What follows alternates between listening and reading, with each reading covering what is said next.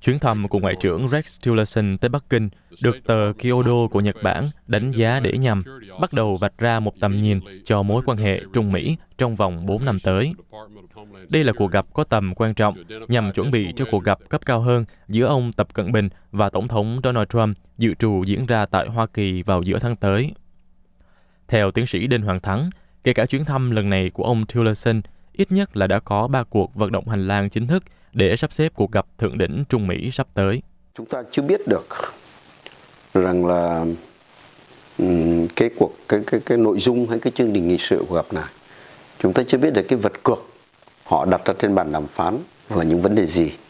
Đó là vấn đề Biển Đông, hay vấn đề Triều Tiên, hay nói rộng ra là vấn đề cái cấu trúc, toàn bộ cái cấu trúc an ninh ở châu Á Thái Bình Dương.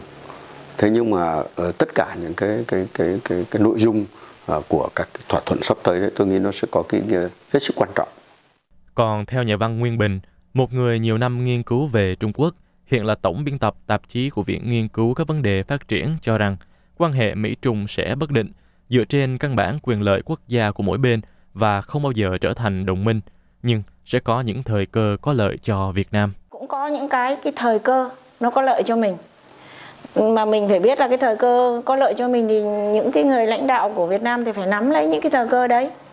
Mà cái quan trọng nhất là Việt Nam làm thế nào để mà có cái sức mạnh riêng của mình và có những cái biện pháp khôn khéo của mình và những cái sự chủ động của mình để mà nắm được tình hình và mình thích nghi với tình hình.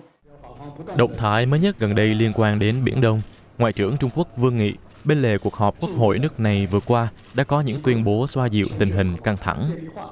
Tuy nhiên, tiến sĩ Đinh Hoàng Thắng nhấn mạnh đến yếu tố không nhất quán giữa lời nói và hành động của Trung Quốc từ trước tới nay.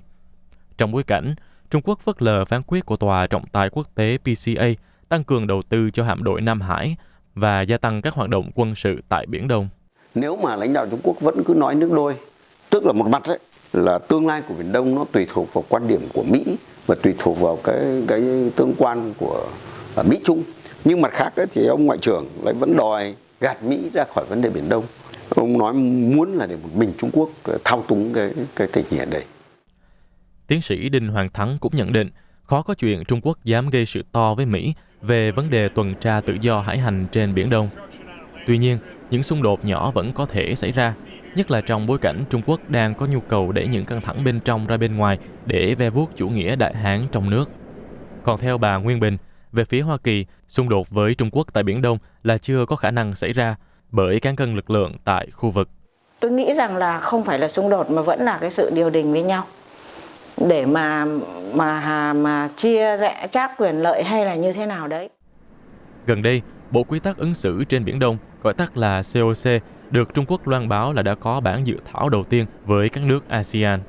Tiến sĩ Đinh Hoàng Thắng đưa ra hàng loạt dẫn chứng để khẳng định Trung Quốc vẫn tiếp tục trì hoãn và cản trở tiến trình hoàn tất bộ quy tắc này để họ có thể tiếp tục quân sự hóa các đảo đã chiếm đóng.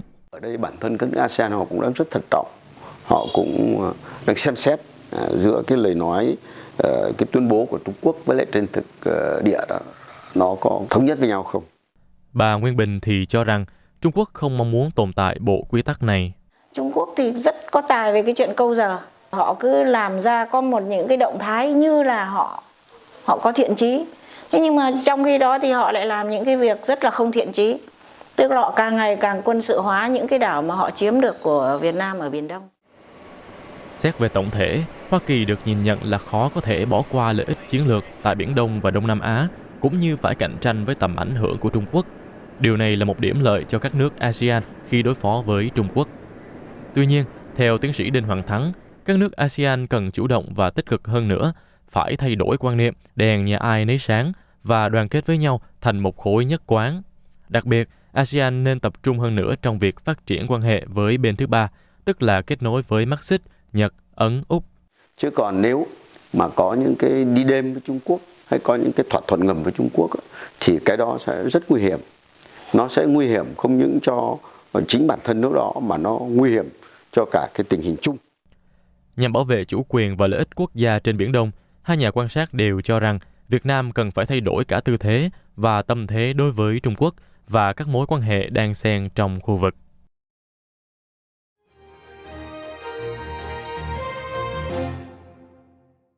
Kính mong quý vị và các bạn bấm nút đăng ký theo dõi tại đây để được cập nhật tất cả bản tin và video phóng sự tại kênh YouTube của Đài Á Châu Tự Do. Ngoài ra, quý vị cũng có thể theo dõi các video của chúng tôi trên mạng xã hội Facebook. Xin cảm ơn và hẹn gặp lại quý vị.